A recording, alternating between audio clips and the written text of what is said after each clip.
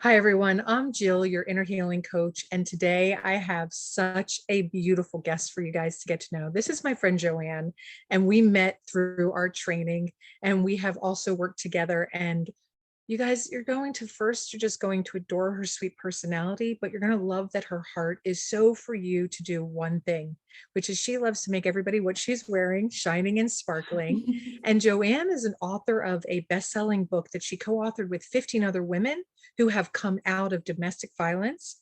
And Joanne's is so perfectly placed. It's the last chapter of the book, and it really helps you take you from the pain of what they did to the victory of who they are. And the book's title is Hear Her Roar.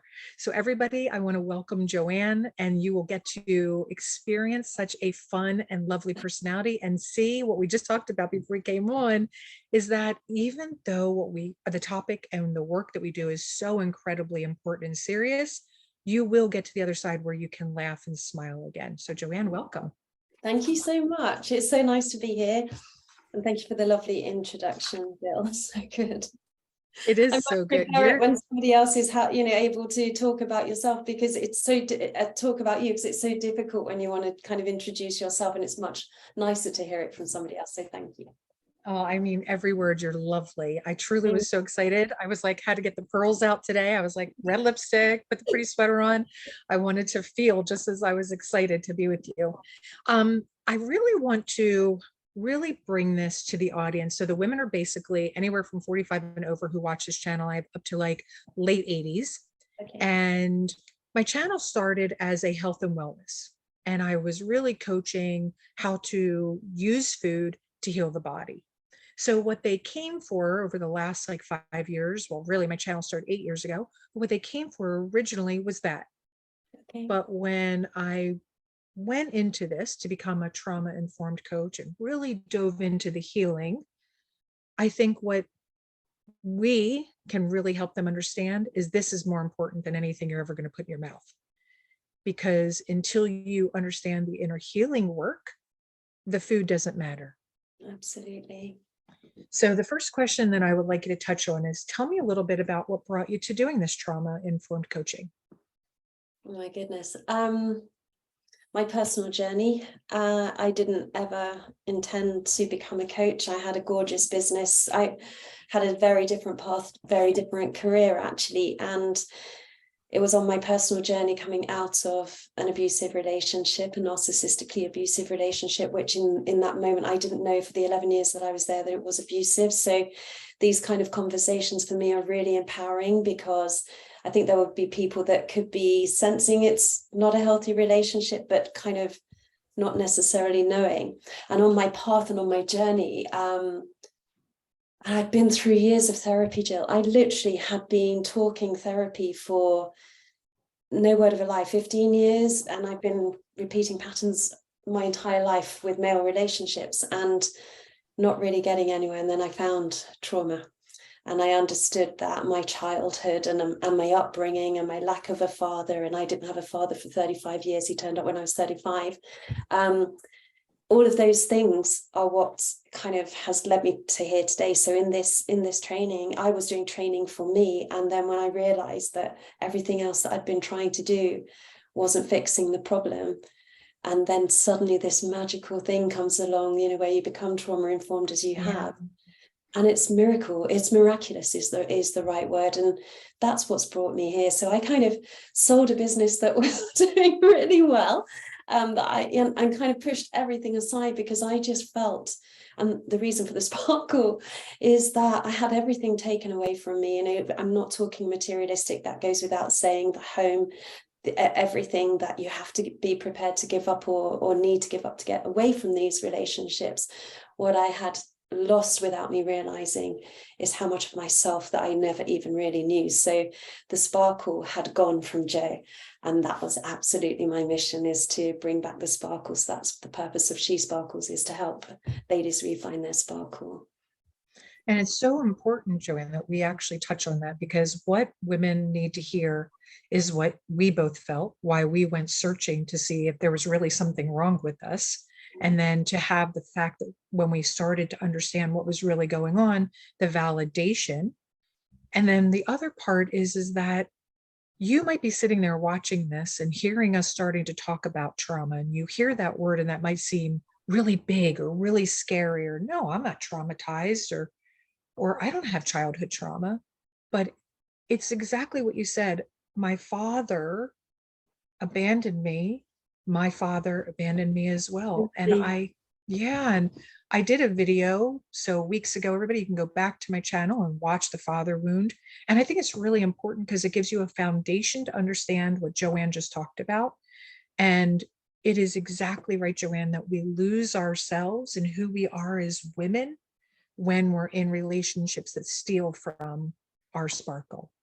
100%. And I actually, you know, my point of saying I genuinely don't know, Jill, and this is, I'm 50. I was 50 this year, and it's the most exciting chapter I've ever been in, because I actually don't know if I ever did know who I was meant to be or potentially could be, because my whole life being raised by a single mom, I was very mindful as the younger daughter as well to take care of her, and what she said went. And so I was kind of bending, flexing, changing, molding, accepting and blaming, becoming, you know, putting everything on myself. So it wasn't even everyone else putting it on me. I was starting to kind of layer it on myself as well. And you know, that it's just so beautiful, the work we do. And something that came to mind recently, and I know you're a brain spotting therapist, which is amazing. In a brain spotting thing, you know, even just things people say to you in your younger years that have lodged away, and you know, you talk about trauma, it might not impact somebody else in the same way. And this is what I'd love to say to your gorgeous listeners, is that how something impacts me would be different to how it lands with you and to them. So something that hurts, or you feel it, it gets locked away in your body somewhere, and that's what you're trying to uncover. And sometimes you never can find the thing, but you don't need to know exactly what it is, because all you need to do is your amazing work to find out, okay, where is it located and how are we going to heal it? And honestly, starting to help you get lighter and lift and start to become, and look at you now, I love this, that, you know, the shiny personality that you're meant to be. Yeah, and I think the part that is so beautiful from the work, and I love brains, but I'm glad you brought it up because we'll touch on that too, because I just think it's so incredibly valuable. When the parts of you are being smothered, taken away bit by bit, piece by piece, and you are losing yourself. I'm talking from all the way from childhood, because I did the same thing, right? Trying to take care of my mother, trying to make sure she wasn't angry, trying to be the good girl, trying to make her laugh. She would come home and I would have an entire album that she loved to listen to. I'd have a dance that I would have completely choreographed. So Feel when she free. came home, right, Start, carry on. I would entertain her. She would come home from a busy day and I would have it planned because I wanted to make her smile. Yeah. So I would move the furniture as a little girl. Like I can remember I was 10 years old and would move the furniture because I wanted my mom to be happy. So those little bits of us that were getting stolen because we were people pleasing, because we were becoming a codependent, because we were really raised to be that, of course, we landed into these kind of relationships with men because we were looking for the parts of us to get them back. But really, just more parts of us were stolen, more parts of us were taken. And I love that yours is called She Sparkles and She Shines. And because what happens, we're taking it back and we're shining and sparkling again. Yeah, no, It's and so it's beautiful to beautiful. watch the journey with your clients, because I'm sure you see this with all of your clients that you're helping, is this beautiful transition where you literally see this, you know, and I can only describe me because I can't describe your clients. Obviously, that's through your eyes, but for me, where I sit with mine, and on my personal journey, I was unrecognizable, Jill, to an extent that I didn't want to be here anymore. And for somebody that was so positive, so inspiring, so uplifting, so motivational, so kind, I know who I am, but none of that mattered. Life had just got too much. I didn't know how I was going to make, you know, just sort this all out. And that was the reason why I'm sharing that is not to obviously make it a difficult listen for your gorgeous clients, and your listeners. It was 20 months ago, so it's not that long ago, you know. It was, and I just want to show that journey that, when people said to me, the only way out, Johanne, is through, and I was like, I don't want to hear it, I don't believe it, you don't feel it at the time. It's really true. And It I want is really that true. inspiration that the journey, you just have to heal this trauma and heal these parts. And honestly, the journey then it's beautiful. The transformation Yeah, is beautiful. I agree. I there was a time where I didn't want to be here. I woke up every day and I was like, oh, I woke up again. Right. Like I got to do this again. And I would wake up and I'd be like, when am I going to feel? Because I'm so numb. I'm so broken. I'm so depressed and I'm smiling and everybody sees me smiling and everybody thinks I was dead inside. Yeah. Because the chips away and the pieces that were being taken away, there was nothing left. I legitimately had nothing left to give as a mother. I had nothing left to give as a wife. I had nothing left to give to anybody. And I had nothing to give to myself. More importantly. And yeah. And so to be able to see my own, exactly, to be able to see my own transformation from where I was to where I am today, and to feel the way that I feel, that's right, to feel the way that I feel and have that I know who I am. I know I'm incredible. I know I'm empowering. I know I'm inspiring. I know I'm funny. I know that I have a gift to give to people. I know who I am. I know that God loves me. And when I was able to like really say that again and feel it, it was a game changer for me. Absolutely. And one of the things, if I could share, that was really helpful in my journey from a personal perspective, but I have used it with my clients too, is I kept a daily, I call it a daily diary. It wasn't really daily, but I was videoing my experience. I was photographing my experience. So when I'm talking about videoing, if I was out and I was walking the park and I was just distraught, which was most of the time, it was like, people, the park got really cleared very quickly because it's like, there she is, run. Honestly, it's really beautiful now because that's how I can show a genuine transformation, because I didn't want to show up as this person that I feel and believe I am today, to be like, hi, and it will get better, it's okay. When you're feeling it's so dark, it's so difficult, you're so lonely, so lost, empty, your emptiness, the numbness, all of those feelings that you described, I can literally understand and relate to every single one. But when you can look back, 6 months ago, 5 months ago, you start to see it, I'm getting better. So it's a really beautiful tip for a client, for a potential person that is struggling in this situation. It seems a bit weird at the time, but what it mostly does is when we judge ourselves, and we're taught, we kind of become conditioned to judge ourselves. When you're unable to see it as another person, you lack empathy, you lack compassion, you lack all of those kind things. If it was you and I saw you struggling and crying, I'd be like, my heart would be bleeding, and what can I do for you?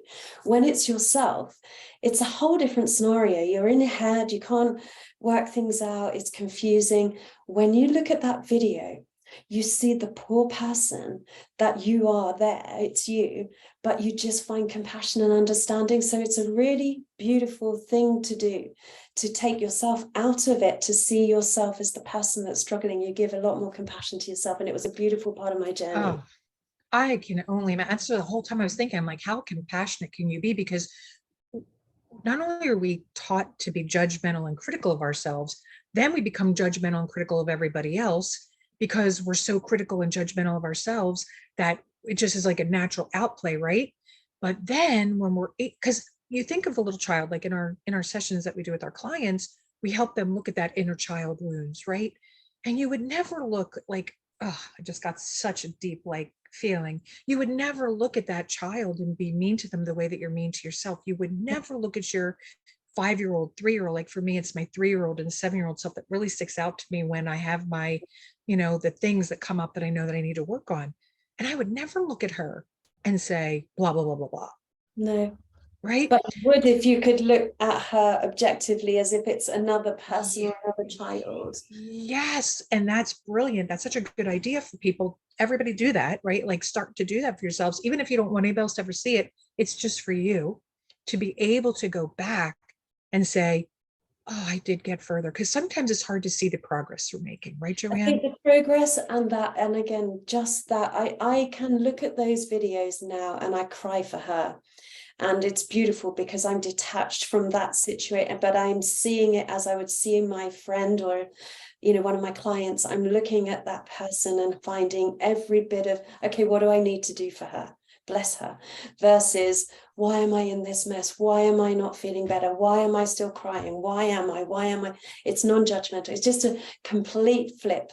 It's beautiful. It was just something I tried, and then when I look back now, I just absolutely love it, and I cry for her, which is really lovely because it's kind of just, yeah, a different perspective. Oh, I totally agree because it's kind of like what just hit me was, well, we take progression pictures when we're trying to lose weight or we're trying to get in shape, or, we've taken pictures of ourselves since we were a kid, and we look back and we're like, oh, look how I look now and look how I look now. And, we try and we're going through different things and we're marking them by taking pictures. Why wouldn't we want to videotape it so that we could hear how far we've come? Because progress is so hard for some people to accept because they do still feel stuck in certain areas of their life. But when you see the little bits and pieces of how much you've grown, wow, are you able to be compassionate for her and It's just to love her? absolutely stunning, and being a little bit, I don't know what the word is, but I'll let you choose which one you want to do. Also, when you're dealing with, so I specialize in narcissistic abuse, because that was my journey. When you're dealing with a narcissist, document is like critical, because everything they say is a lie, everything they do is a flip of something, it's not the reality. So those videos, those journals that are in the moment, that can't be manipulated or changed, or it is a fact. You've spoken to a video, So smart. it's so smart. So Oh my gosh. take it, I'm giving myself chills. Take it to court, take it to your lawyer, take it, because I cannot. So in my battles, I'm getting passionate now. I do apologize. I need to calm down. That's okay. No, we're about to stand up and Shake like it off, shake be it like, off. That's my song, right? So another tip there. I love Taylor Swift. I've got these little things that have helped me on my journey, and one of my things that I love to do is shake it off. Put on Taylor Swift, and I literally looked at that time of shaking off his negative energy. So I was letting it go. Dogs do it, and I was like, I'm as a human, I'm going to do it and shake off all it's that negative. brilliant. It's a brilliant thing. I tell my clients the same thing. If you may Disperse feel it. funny, Yeah, let it go. Let it exactly. go. And it, and Let it it and go. it works because it's just moving and shifting that energy. But yeah, it's just so useful, if you have got that documentation, because they try everything, and you cannot make it up. Right, It's like, because they could say, well, you just wrote that yesterday in a journal, because you can be correct. journaling, but they can't say with a time-stamped video that you made it up. No, that was me on that date. And this is what you said, this is what you did. And then the next day you said you didn't do it and you didn't say it, but you did say it and you did do it. And I'm not crazy. Absolutely. And Oh, it's brilliant. last point you made there, though, Jill, is also very valid, really important to re-emphasize, because we do start to think we're crazy. We question ourselves. We believe it's us. What can we do differently? We're constantly trying to change more of who we are, to make it better, to take the situation away.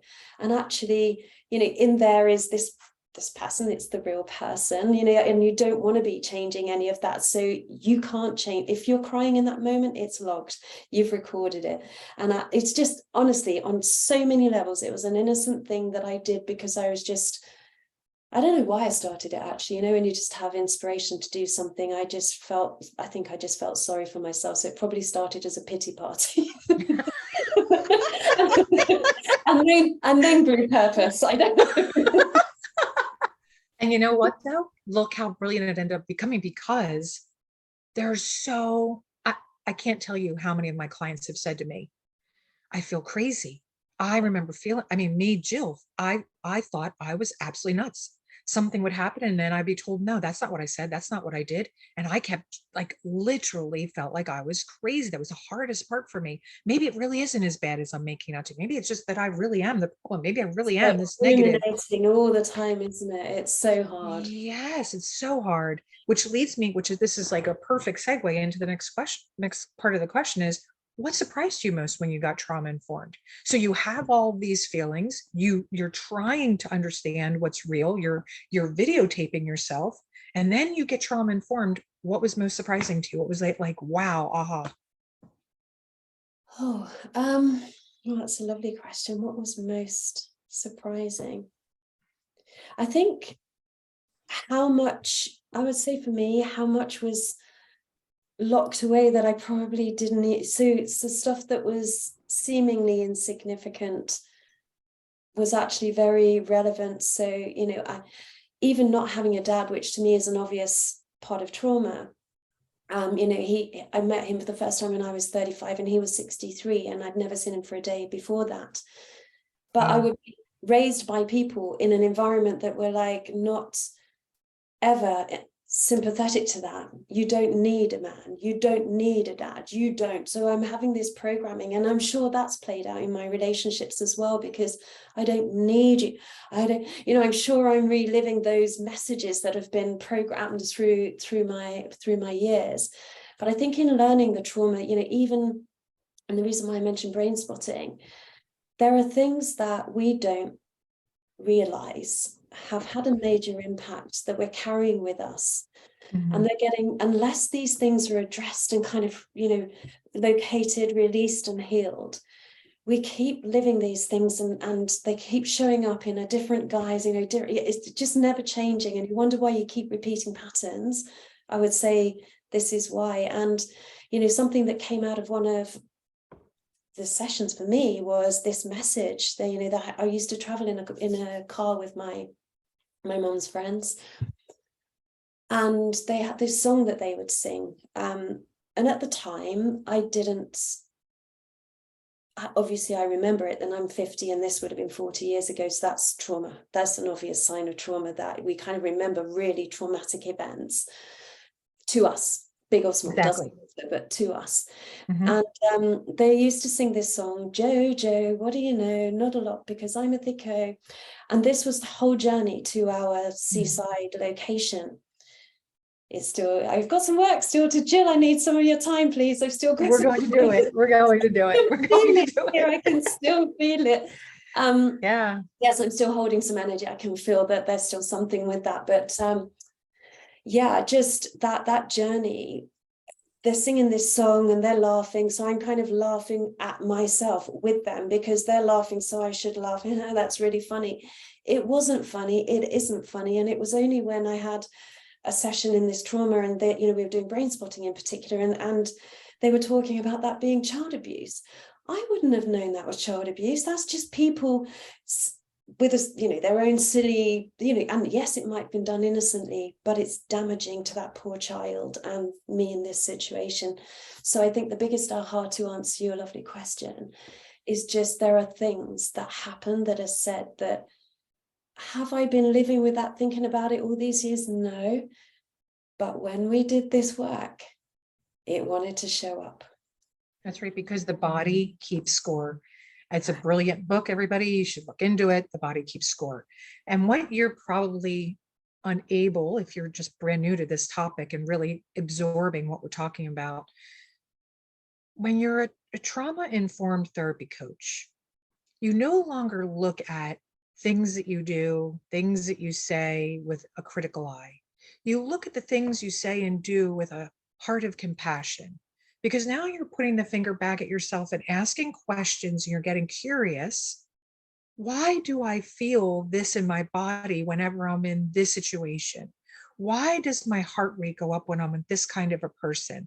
Why do my hands get sweaty when I'm at this situation? Why, when I'm going over a bridge, do I get afraid in the car and I don't want to drive and I have to talk myself through it? Why, when someone raises their voice at a certain level, do I feel afraid inside? Why? And all of a sudden you start to ask these questions versus judging yourself, because the body that keeps score, and the reason that you're seeing us smiling and laughing now is because we've allowed our bodies to release the score that it was keeping. We allowed our bodies to release the traumas, all the little traumas, everybody. We've allowed our bodies to release those little traumas that became big traumas in us. And that's what you need to understand, is that all the little times that you were hurt, not even knowing you were hurt at the time, are what cause you to have the reactions and the responses that you have in every situation, which is called a trigger. And those triggers are what happens, like Johanne just experienced right now, just even talking about it. Because she's trauma informed, she knows to pay attention to her body. And all of us, when you're not trauma informed, you don't pay attention to your body. Your head and your body are two separate entities, and you're always up here thinking. And thinking therapy, talk therapy, unfortunately, leaves your body still traumatized. So unless you're working from the bottom up, you're going to stay traumatized. You're going to have the same cycles, the same patterns, the same responses, the same reactions. And it's why relationships keep butting heads, because you're not able to come from a place of wholeness. And healing means wholeness. It means being reconnected to the body, to feel what the body is trying to tell you, because God created us to feel. He created us all to have fight, flight, freeze, and fawn. And when we disengage, disassociate, we stay in our head and we try and think our way out of everything, we lose the sense of true self. We lose the sense of truly knowing who we are. Like if you watch like I have a dog laying behind me napping right now. And if you can't see him, he's so cute, but I'll have to show him, but I don't want him to get up because I'm licking my face right now.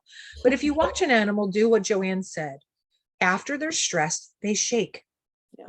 He didn't think about that he has to shake. He didn't think about where is his energy wrong in his body. He just knows instinctively that he has too much energy in his body and he needs to release it. So he gets up and he shakes himself. And the same thing with all of us is that we need to get back into our bodies to be able to feel even the hard stuff, everyone, to heal. And if you're not willing to do that, I'm telling you, and Johanne will tell you the same thing, you can't heal. Your weight issues will not go away. Your thyroid issues will not go away. Your digestive issues will not go away. Your brain issues will not go away.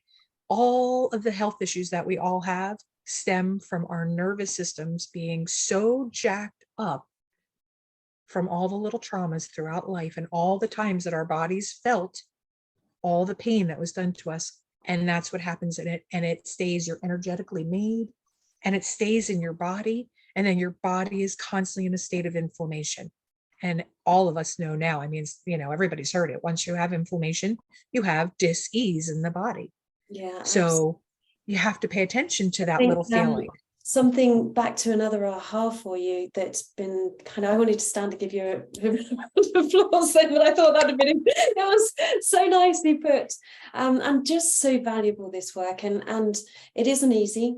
No. It hasn't been easy for me, but has it been worth it? Yes, it has. Yes. But one of the other ahas that I had that you've just prompted me to kind of share is, I didn't realize when you mentioned kind of the dorsal vagal, so when you're numb and it's shut down, as people might know it, and then fight and flight when you're kind of all energized, and then you've got that safe, beautiful place where we're sitting today, that nice, gorgeous, where things will still happen out there, but we can manage it much better because we've got everything, kind of our nervous system isn't triggered.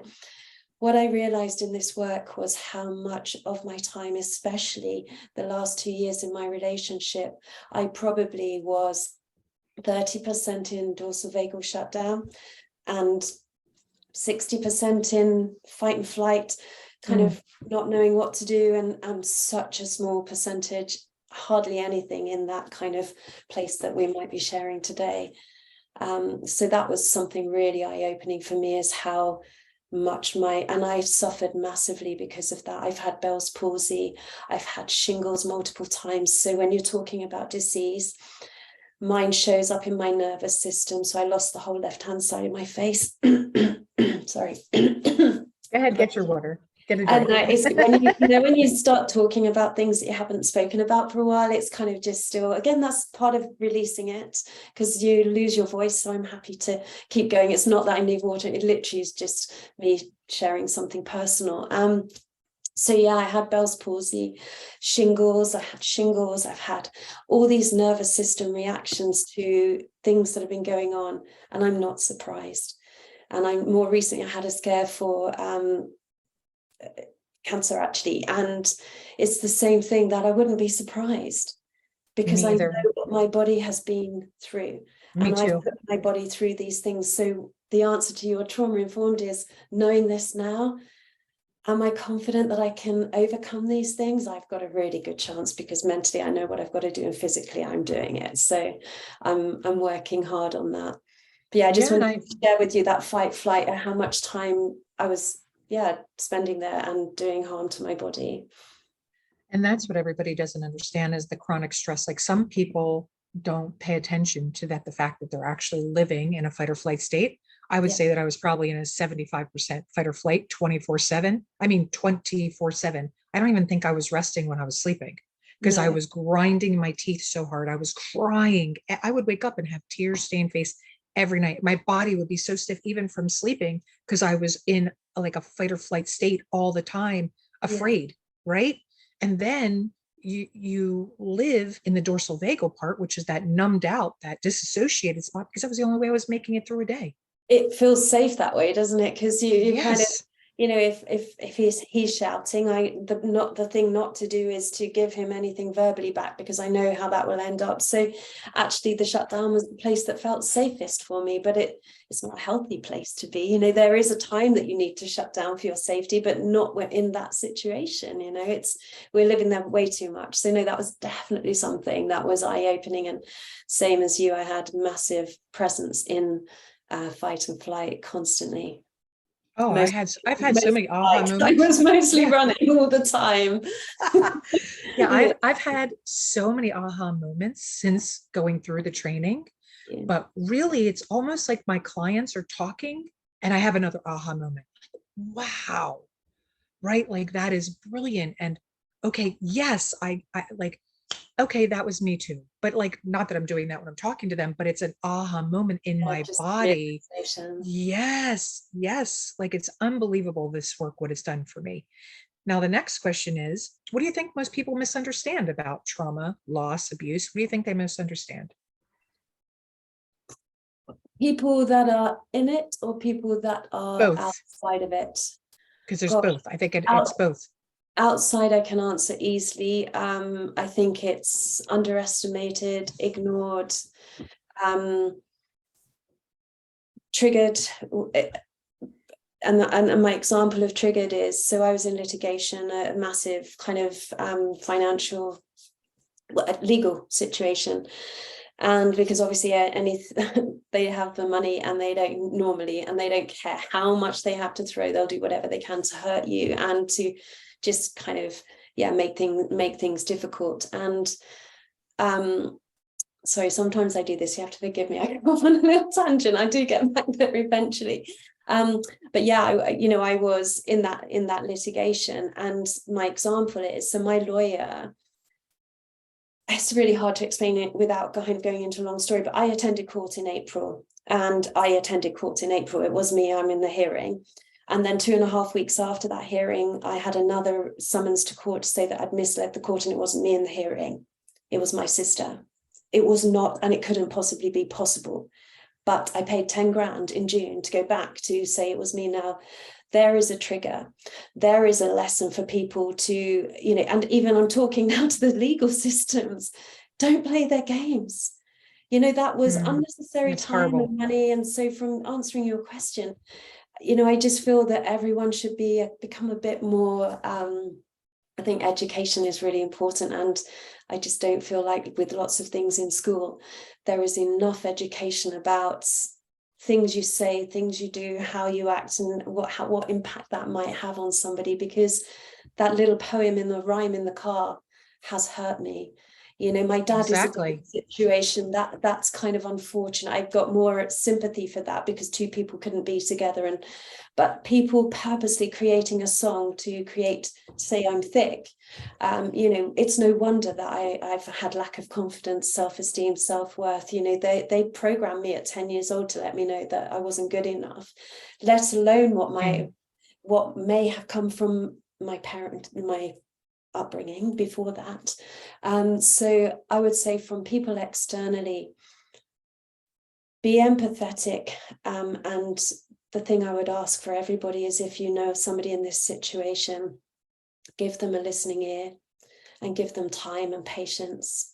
because the thing that I felt satisfied is I felt so alone.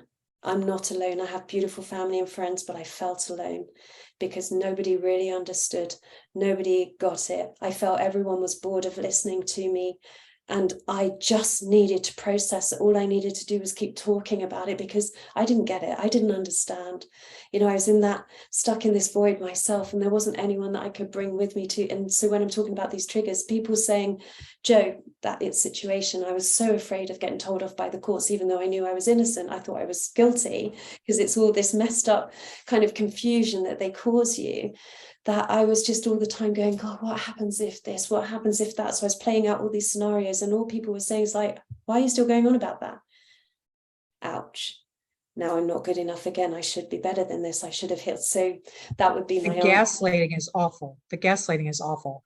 And that would be my answer is just, I really want people to take time to understand, even if you are not this person, you're hearing this and it's not you in this relationship, but you suspect your friend might be, just to be a bit more kind of open to listening to them, because and being with them on their journey. They might need to talk about it once, they might need to talk about it 100 times. You know, everyone's journey is different, but just, I really felt that there was nobody who got it. And now I know I'm surrounded by all you beautiful people that do get it. And that's what I love with starting this gorgeous spread of a whole new, it's just revolutionary. I'm so enthused and excited about the work we do, because it just, I didn't know it existed. Like I didn't know Neither did I. Relationship. I didn't know this was a thing. And 15 years and paying for therapy all the time and just talking it through. I got my validation. I knew what I was experiencing wasn't right, but nothing was changing. That was when I started, finished another relationship, and then I've been in an 11-year one, and all I did was attract the same thing again. So will it happen again, Jill? Ask me that question. Yeah, will it happen again? No. No, it won't, because I truly believe, and the only thing is now I've probably got too many, I'm sussing, there's too many suspicious red flags, because I'm literally like, no. But I'm cool with that too. I'm exploring what's okay. So what's beautiful now is I'm learning my boundaries, because I didn't understand what was okay with me, what wasn't okay with me, what I will and won't accept, what I can and can't say, if I do or don't want to do something. All of that was a confusion and actually was non-existent in my life. And I'm still now only starting to create that plan of my future. Yeah, I'm so proud of you. Thank you. So proud of you. Thank you. Truly so proud of you. And I think that what you touched on is so good. When you have somebody in your life that comes to you, first of all, they're afraid to come to you in the first place. But when they finally come to you and they share that something isn't right in my relationship, please don't judge. Please don't tell them, why didn't you leave? Why did you stay? Why aren't you doing something? Why didn't you this? Why didn't you that? Please don't do that. No. And please do not tell them that it takes two to tango. Do not put more on the person who is literally clinging to life every single day, just getting by. Beautifully said. We need to have such compassion, because our world isn't taught to be trauma informed. Lawyers aren't trauma informed. No, most financial, right? The legal system is not trauma informed. The foster care system is not trauma informed. The world is not trauma informed. Doctors are not trauma informed. Therapists are not trauma informed. Psychologists. No, not psychologists. The ones that give the drugs. I can't say the word. It's in my head. No, a psychiatrist. Psychiatrist is the one that gives the drugs. Right. My brain is like all over the place, but they're not trauma informed. And medical doctors, so their bedside manner is not trauma informed. So when you have anxiety, like I do, I have anxiety when I go to a doctor's office. When I even think about going to the doctor's office, I'm fully activated, head to toe, cannot relax. Well, they're not trauma informed, and they're like, well, why aren't you on medication? I don't need medication. It's here that I'm having a problem with. And because you're already questioning me, you're putting me on the defensive, you're not taking care of me, That's what happens to everybody. That's why so many people have white coat syndrome. That's why so many people are afraid of the dentist. And dentists are like, why are you all afraid of me? Because there's something inside the person, the adult, the teenager, the child, that has a response in their body that doesn't lie. And I think It's also the response that doesn't lie. something very valid with what you've said there is we can react to, I want to give compassion to people thinking, am I the narcissist in my situation, or is it me, was it me? And you get we start having weird behaviors because we're trying to protect ourselves, we're confused, we don't know really what's real or not real anymore because we've had just so much of a traumatic situation. And I can remember a gentleman in my street where I was living when he was just walking past and he was saying something, and then he was like, but you can be hard work too, you're like that, aren't you? And I'm absolutely not like that, but he's now, because of maybe something I've said or done, or he's made up his, so you just have to be careful too. And I had to give up a lot of relationships, and that's something really hard as a people pleaser, something really hard as somebody who loves human beings, who loves to connect. But it's been the best advice and the best journey. So the best journey I took, the best advice I could possibly give is sometimes you just got to move. You got to give up. I was willing to give up my business, my home, my car, my everything, to get away from this relationship. And friendships, unfortunately, was part of that. And it was a really difficult path, but one that now, that's part of that beautiful new journey where you're like, I'm not going to get hurt now. I don't need you in my life. I don't have to please you. I don't have to do what you want. And you start owning that self, where then she can start to flourish and grow and become the person that she, as in your words, God has put here to be. And you can start to have that opportunity to show up as you were absolutely meant to show up. Isn't that such a beautiful, like that just my whole body went. I know. It is that shoulders down. It's just like, it's uplifting. It's so uplifting. Oh, it is. And I love Look being at the able to give breath that that it makes you take. It's like, it is yeah. You can breathe again. Yeah.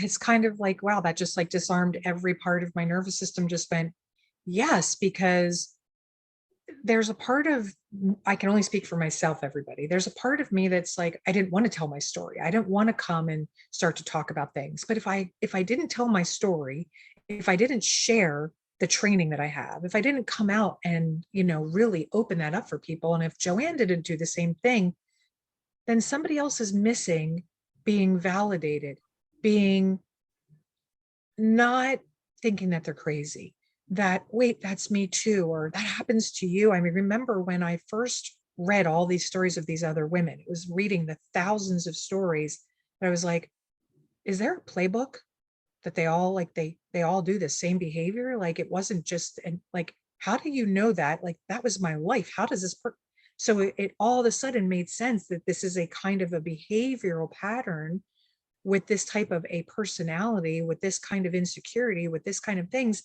And all of a sudden, those of you that are listening and watching, if you don't share your story, if you don't reach out your hand to get help, if you don't become a message for other people, then everybody believes that it's just them. Because it's such a lonely journey when you're on the other side of it, when you're on the inside of it, that you feel like you're never going to get out of it. And when you feel like you're never going to get out of it, you don't want to talk to anybody. And actually, what's really interesting, Jill, is it's people like you that I have been able to progress on my journey, because there's still, I don't know anybody in my life that's in this situation, like in my real existence. So when people like you came along, and we can all relate to one another and support one another, and this is exactly what we're doing now. So these people may not, if you're talking to your lovely audience, they may not have somebody in their immediate vicinity, but there are people. And reach out to you, reach out to me, reach out, because as you say, having that voice, we didn't have a voice as a child. We were told to be quiet. We were, we learned to be the good girl. We were shut down. So it takes a lot of courage. But every little thing that you can say, or just, it's very progressive. When I wrote this book, actually, I wrote my story, and I felt so sick that I couldn't push the send button, because I'd never expressed or spoken to anybody about it. I reached the deadline on the Sunday, and I was just like, and I have no regrets. It was just my fear of, again, so this is something that's really sad, is that it's not just fear in the relationship, it's fear beyond. And because post-separation abuse becomes a thing, and I was afraid, and this would have been a year after separation, with divorce, so there's no tie, I was still afraid to speak. But when I pushed that send button, and from thereafter having that opportunity to start speaking was the start of my journey. So what you said there was so beautiful, because getting people to have your voice. If you feel like you haven't got your voice, then do it quietly with somebody behind the scenes, have therapy with yourself, do whatever is right, but don't keep it down, because otherwise we're never going to change this world. That's right. And then we're just allowing the cycle to continue, and we have to stop the cycle. It has to stop. And as a child that was so traumatized by the way that I was spoken to and the way that I was treated, this is so incredibly important that we get this message out, because we can help stop the cycle for somebody else. And who knows who's going to see this a year from now, 2 years from now, 5 years from now, right? And I think in the work that we've done, I didn't realize that we should be having conversations. You mentioned yours is 3 and 5 years old, the child that maybe had the most hurt. Mine is kind of the 5-year-old, and I also have the 9, 10, 11. But I would never have known that you actually have to connect and have a conversation with that child, and grow that confidence and that courage and that trust, and bring them back in, and let them be heard and seen, and feel the love that they weren't feeling in that moment. Because otherwise all we're doing is we're triggered because it's relating to an experience of the past versus actually what we're experiencing necessarily in that moment. So doing that enables you to kind of, as we were taught, you date stamp it. You remember, but you don't relive. And if you don't do this trauma-informed work, you're reliving these traumas time and time and time again. Yeah, and then they never stop. So like your nervous system, like so many people deal with anxiety and depression. That doesn't go away by medication, everybody. I'm not that I'm anti-medication. There's a time and a place for it for sure, but it doesn't go away. It's just telling the body, that's right. It's telling the body, it's masking it, and you're not healing it. The whole idea is to heal the body. God created us to be healed. God created us to be able to change the genetic makeup in our body, to change every cell in our body, to recycle every cell in our body, to heal every cell in our body, because you're an energetic person, and every cell in your body is feeling the energy of any of the abuse. And until you understand that, and you understand that you need to release, it's almost like that dog again, everybody, and you need to release that energy. That's right, because you have to let it out. It's why I tell everybody, it's a releasing of the trauma that's locked in your body that you don't even know about. And once you release it, the healing truly begins. And I think that the thing that I think that we should end with today is, what would you say to someone who's watching that's never heard of this? It's sitting there and they might be feeling so activated right now, Joanne, because they can relate to so much of what we shared. What would you say to them? I don't want to beat around the bush, actually. I feel there's only one thing I would want to say, and just please reach out. Take a chance with one session, because even in one session, you heal trauma, you find something, you have emotion come that, you get to release. And, even just this connection, just reach out and give it a go, because you will talk. So yes, we still do talking in our sessions. So there is that part as well, but it's just, sometimes if you're afraid to speak, and that might take time to come out, you don't need to say anything sometimes in a session. So what I want to say is, do this work, change your life, and don't be afraid, because I'm a talker, as you probably realized. So I was quite happy to have a conversation, but I also acknowledge that not everybody is. So if you're super shy, super frightened, super afraid, this is still for you, because you can sit there, and we've got these magical tools, and it's a shame because we're running out of time, but we've got these magical tools that can locate it through eye movements. So we've got really incredible solutions to help you do this journey. Whether you want to speak or you don't, you can heal. That's right. And I want to end with, I'm going to just touch on that. Okay, Sam, you want to come up and say hi? Come here, come and say hi to everybody. Come on. Oh, hi. Isn't he so cute? Oh, he's beautiful. You are going to get a kiss.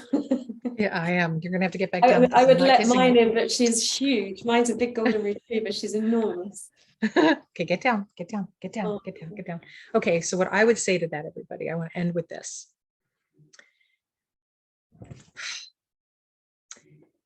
Not only do you not have to talk if you don't want to, because your nervous system isn't ready and you don't feel safe, but not only do we have these beautiful tools, because we have learned and we've been trained how to help your nervous system get regulated through co-regulation with Joanne or I, or anybody who's trauma informed. And in that co-regulation that you're doing, the nervous system relaxes, it expands, it comes back together, and it's changed the way that it's supposed to be. It no longer is frayed. It's no longer like this, like when you fry the ends of your hair. If you're a lady watching, you understand that. It now takes those particles, those follicles back, and it's mended together. We were created for co-regulation. We were created for connection. We were created to have community. We were created to love one another. So when you're treated in a way that you are not feeling honored as a human being and not loved and not cared for, you are afraid, and your nervous system is either depressed, numb, disassociated, in too much energy where you feel anxious and you're frustrated and you're angry. And people who are dealing with anger, I want to say to you, it's your body telling you it wants to get out sadness that never got addressed. Anger is a root of sadness and it needs to get addressed. And that's what I would say to each one of you, is to not be judging your way that you're feeling. It's to accept that your body is trying to tell you that it needs to heal. Amazing. So thank you. I so wish there were questions. Wouldn't it be beautiful now just to hear the intrigue and so what would people do now, Jill? What is the right journey for them if they have got questions for you? How do they reach you? So I'm going to put that right on here for everybody. It'll be a description box and you'll probably do the same wherever you share it. But I am Inner Healing Coach on Instagram. I'm Inner Healing Coach on Pinterest. I'm Inner Healing Coach on LinkedIn. I'm Inner Healing Coach on YouTube. So just Inner Healing Coach is the way to get in touch with me. That's my website. Well, my website is innerhealingcoaching.com. And how would they get in touch with you? Not so easily. So mine is Johanne. So, but again, my name's a bit unique. So it's Johanne. So Johanne Holman _ She Sparkles for Instagram. Joanne.Holman at Facebook. My website is She Sparkles, where you can get everything from. So shesparkles.co.uk, because obviously I'm in the UK. So yeah, and I really hope that if we've got this heard by another handful of people today, I'm so grateful, Jill, for this opportunity, because we're changing things right now. The ripple effect is going to change people's lives. It changes the trajectory of people's lives. And I know that if I was on the other side and I was watching this, how I would have felt listening to this conversation. So I really do hope that it blesses people. As Thank you for being here.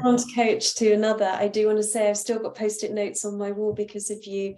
I'm so proud of you. A session with you, and I want your clients to know that you are helping me heal. So it's important the fact that you're sharing this journey with us. I do want to give you the recognition for how amazing you are.